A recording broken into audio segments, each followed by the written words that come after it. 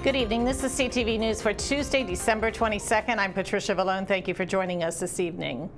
Well, charges are dropped against the driver who was involved in an accident that killed a 20-year-old college junior in Largo. Adedire Ososanya died after a head-on car crash last Thursday night.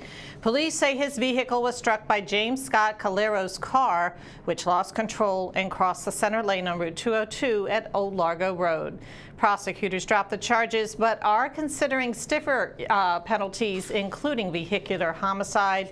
The funeral service for Ososanya will take place tomorrow at Zion Church in Landover.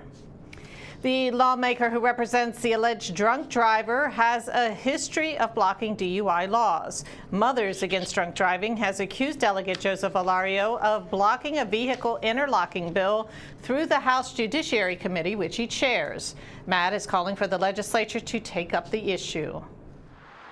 And we are particularly interested in having ignition interlocks put on the cars of all offenders that are convicted, because it's been shown in 25 other states that can reduce fatalities up to 40%.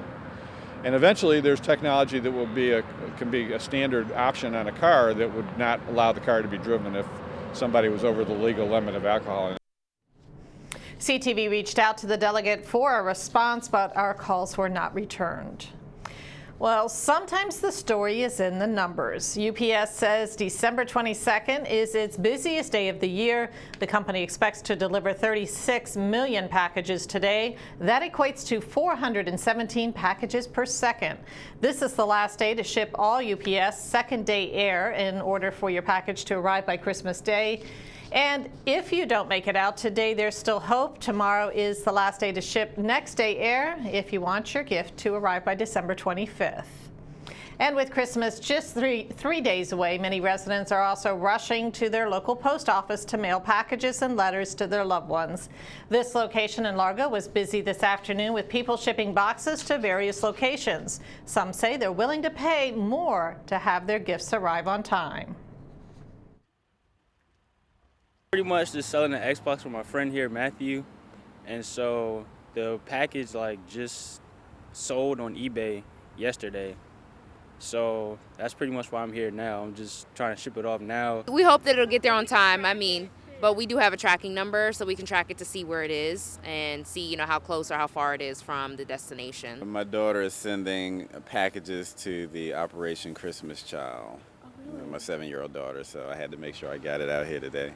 And has she done that before? No, this was actually the first time. She just decided to do it this year. And the United States Postal Service says you can track your parcels at USPS.com. Well, 'tis the season of opportunity if you're a thief looking to get your hands on Christmas gifts and other items. Police are urging consumers to keep safety in mind when they're out running errands. Yesterday, we told you how to properly store packages in vehicles. Today, we have tips for keeping your personal property safe while you're out shopping.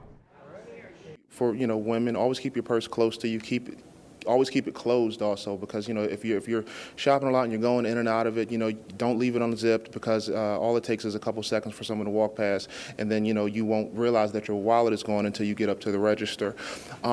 We would just encourage everyone to always keep your head on a swivel, always watching your surroundings.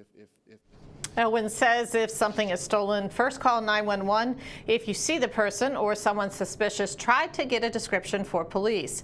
He says start with the head and work your way down with facial features, type of hair, what clothing they are wearing.